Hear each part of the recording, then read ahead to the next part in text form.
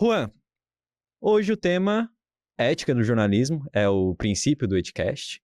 E hoje a gente traz como debate o sétimo artigo, o sétimo artigo da ética de jornalismo brasileiro, dos jornalistas brasileiros, isso mesmo? Qual Isso. seria? Ó, o sétimo artigo vai dizer: o jornalista não pode submeter-se a diretrizes contrárias à precisa apuração dos acontecimentos e à correta divulgação da informação. Mas essa nem sempre é a nossa realidade no mercado, né? Nem sempre é a realidade e cada vez menos, principalmente, digamos assim, em cidades menores, em cidades de interior, menos temos éticas no jornalismo. Obviamente temos casos que a gente vai discutir mais sobre posteriormente, que aí sim repercutiram todo o Brasil, mas muitas das vezes nos principais veículos de comunicação, não só nas cidades principais, mas principalmente nas cidades do interior, acabam não seguindo muito bem a ética e agora o princípio básico, que é o seguinte, é a apuração dos fatos. E isso pode gerar algumas consequências para o envolvido, para a vítima, que não são muito agradáveis. E a gente também vai trazer mais casos sobre isso. Aqui no interior a gente tem um jornalismo muito enviesado, né? Mas essa Sim, não é também uma realidade muito distante dos grandes veículos.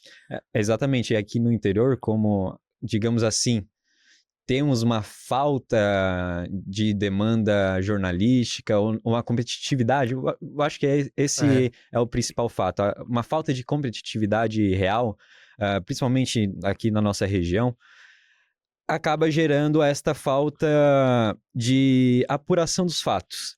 A gente acaba tendo jornalismo de De release, convenhamos. release, camaradagem e favor. Exatamente, favor, camaradagem, release, às vezes sabe das informações e acaba não colocando todas, que não fala mentira, mas não fala toda a verdade. Exatamente. A gente tem um núcleo muito pequeno da comunicação, então, às vezes, alguém é teu amigo, ou tu não quer se sujar com alguém porque tu quer trabalhar lá depois, então, a gente tem esse jornalismo que acaba não saindo do lugar aqui. Uma camaradagem. E a questão, principalmente do artigo 7º, é a falta de realmente apuração. O que a gente vê muito hoje, por conta até de um mercado competitivo, não entre as empresas, mas entre os jornalistas, a gente precisa entregar resultado.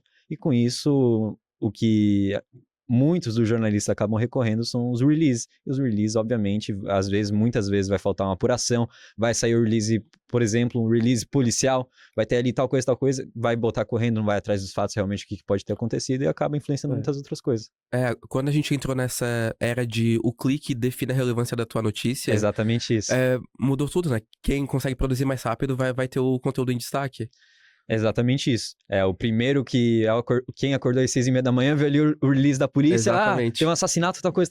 Aí já Não existe mais a investigação de tu ligar pra polícia, tu ir lá analisar a situação. Tu vai pegar o boletim da polícia, tu vai publicar ele, porque tu precisa dessa notícia no ar. Exatamente, precisa publicar, senão... Porque tem outras coisas envolvidas, né? Não é só porque a pessoa quer fazer isso, mas porque precisa entregar para manter o emprego. A gente sabe que os veículos de comunicação hoje, principalmente portais de notícia, são muito competitivos e tem uma rotatividade de pessoas enorme. Enfim, mas não só de pequenos veículos que isso vem ocorrendo. A gente teve grandes casos recentemente e também casos famosos dos anos 90, que a gente vai discutir até um pouco sobre essa questão de falta de apuração do caso e que gerou consequências, digamos assim, não muito boas para as próprias vítimas. E tu vai trazer, eu acho que até uma das mais pesadas dos casos e pode até compartilhar para a gente discutir um pouco sobre. A gente pode começar falando de uma notícia recente de 2024, durante as enchentes no Rio Grande do Sul. Um jornal no SBT publicou uma matéria falando sobre os motoristas estarem sendo multados. Os motoristas chegavam com os mantimentos. Sim. E essa foi uma notícia sem apuração, que ganhou proporção nacional e não tinha comprovação nenhuma. Não tinha comprovação nenhuma e estava sendo usado muito como uma bandeira política. Não, virou uma disseminação de fake news enorme. Exatamente. Tava em todos os grupos de WhatsApp. Que, no caso, para o pessoal que ou não se recorda ou não estava acompanhando muito de perto o caso, foram o que foi divulgado na imprensa, não na imprensa, mas o SBT divulgou e outros políticos também divulgaram, mas aí a gente não entra no mérito porque não são jornalistas, mas sim o portal de notícias do SBT. O seguinte, A gente teve o desastre do Rio Grande do Sul, tivemos várias perdas, foi um baque para toda a nossa região. Santa Catarina, nossa região teve bastante envolvida, ajudou com mantimentos, a própria Secretaria do Estado, enfim. Mas isso não vem ao caso. O que vinha acontecendo é que para chegar a esses suprimentos precisava de transporte, de algum jeito, de caminhão principalmente. E a discussão era que esses caminhões que estavam indo para o Rio Grande do Sul estavam sendo multados ou... multados por conta dos mantimentos dos caminhões, se eu não Eles me eram engano. multados, em teoria, multados, ou a carga era recolhida e colocada em armazéns. Essa foi a falta de apuração. Aí como é que gera essa questão da falta de apuração? O que gerou isso?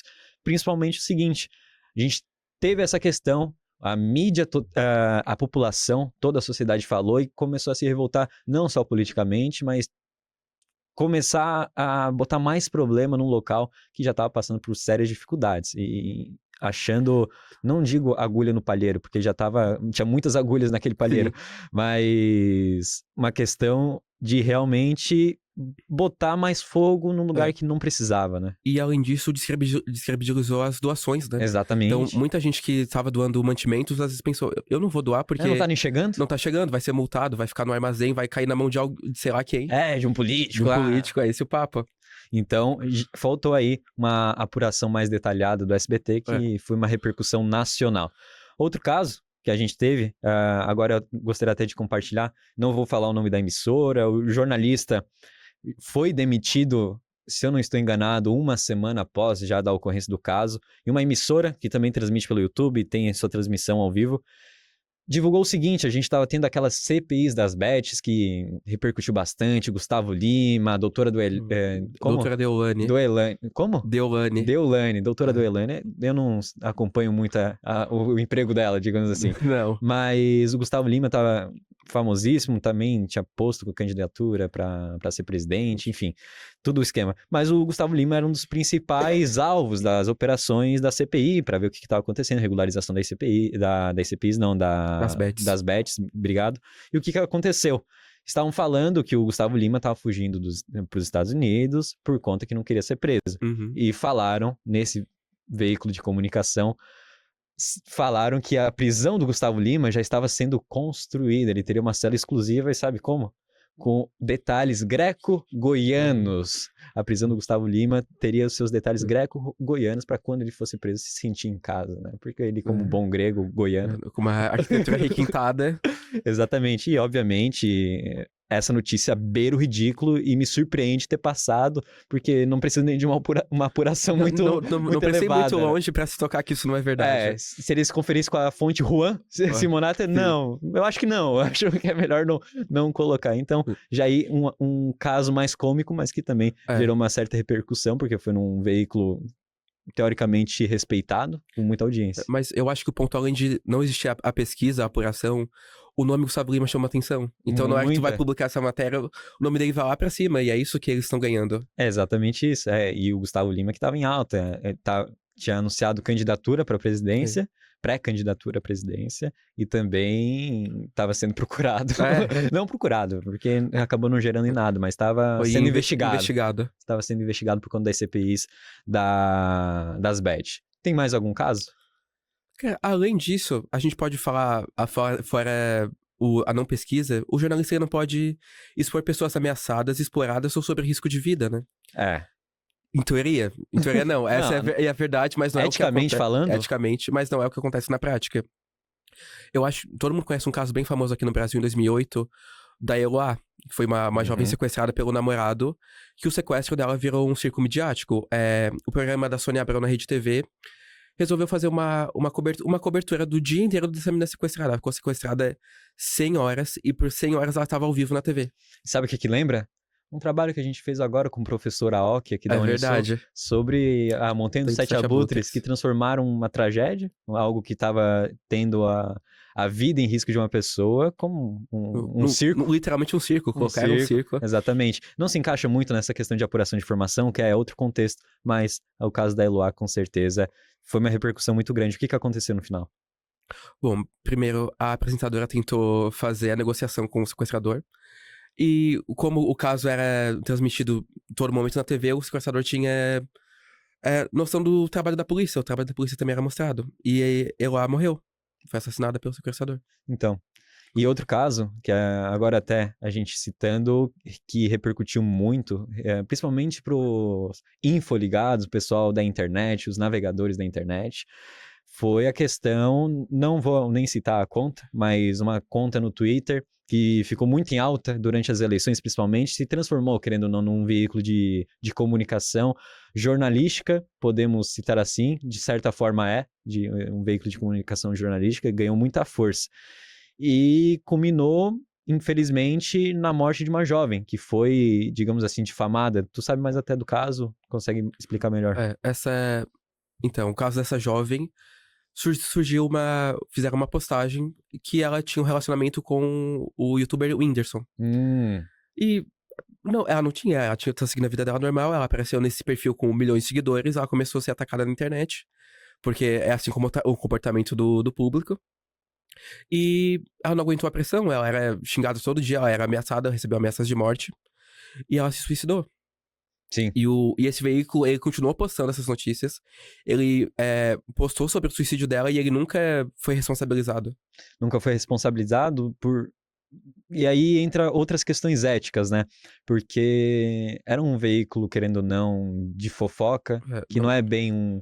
É um jornalismo, mas vai para uma outra vertente e... Enfim, eles prezam pelos cliques, pelas curtidas, pelo engajamento, para até vender a própria marca. E se eu não estou enganado, agora eu posso estar totalmente equivocado, mas acredito que o dono da página não era um jornalista formado. O dono da página não era um jornalista formado. Exatamente isso. Não sei se... E provavelmente não foi o dono da página que fez a publicação, né? Mas... Querendo ou não, ele teria que ser responsabilizado e não foi, e acabou gerando uma fatalidade que acabou atentando contra a sua própria vida, jovem. O artigo 7 também vai falar que o jornalista ele não pode incitar a violência, a intolerância e o crime. E aí a gente pode levar em conta o Léo Dias.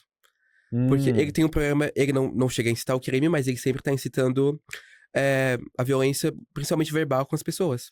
Sim, ele tá em busca do engajamento dele, dos cortes, principalmente hoje em dia, os cortes, né? Se o cara fala uma frase horrível, ele já tá viralizando no TikTok, no Instagram, tá nos grupos de Facebook, enfim. O produto dele gira em torno de fazer essas críticas e ele trabalha com o comentário do público, né? O programa dele é aberto a comentários. Sim. Então, ele tá a todo momento incitando o ódio. Exatamente, porque ele precisa... Querendo ou não, hoje é quase um personagem, manter esse personagem dele. Um personagem. Um cara que vai dar fofoca, não liga para as consequências e, às vezes, as consequências beiram um pouco a ética, realmente, do jornalismo. Tanto é que o 7º artigo fala até de uma... não é o 7º, é um outro artigo que tem uma comissão de ética que acaba julgando as pessoas posteriormente. E o Léo Dias passou por alguns desses julgamentos. E um dos casos do Léo Dias, que aí... Agora até me recordo, não me lembro exatamente quando é que foi o ano, mas foi com a atriz Clara Castanho. Eu acho que foi 2023. Pode ser. Foi com a atriz Clara Castanho, ele divulgou que a atriz tinha tido um filho e ela tinha abandonado, digamos assim, na adoção. Isso gerou muita repercussão, principalmente vários haters pra cima da Clara Castanho, porque, querendo ou não, se fosse só isso, Clara Castanho tem um filho e abandona a filha. É ridículo, né? A gente ficaria revoltado como membro da sociedade. Porque a forma que a notícia foi veiculada é como se ela tivesse tido um filho, e pra não atrapalhar a carreira dela como atriz, ela abandonou essa criança. Exatamente. Aí faltou a apuração, porque depois, infelizmente, a Clara Castanho teve que passar por uma vergonha pública, que é se retratar publicamente por conta dessa notícia falsa, não falsa, mas com falta de apuração do jornalista Léo Dias, porque não foi uma notícia falsa, realmente aconteceu. Foi tendenciosa. Realmente aconteceu, mas como é que foi o caso? Foi o seguinte, a Clara Castanho tinha sido, até pesado de falar, mas violentada sexualmente. E por conta dessa violência sexual, ela teve um filho e, querendo ou não, quando se tem um filho nessas questões, acaba influenciando a pessoa ver o filho como uma lembrança ruim, Sim. tem muitas outras questões, e ela também não tinha condição por conta de outras coisas que vinham acontecendo na vida dela, e ela teve que tomar por essa atitude, digamos assim, um pouco mais drástica, um pouco mais apelativa, e o Léo Dias não trouxe esse caso à tona, que é o real motivo de tudo Sim. isso ter acontecido, e por falta de apuração, e também toda a repercussão que gerou, né? Queimou a Clara Castanho.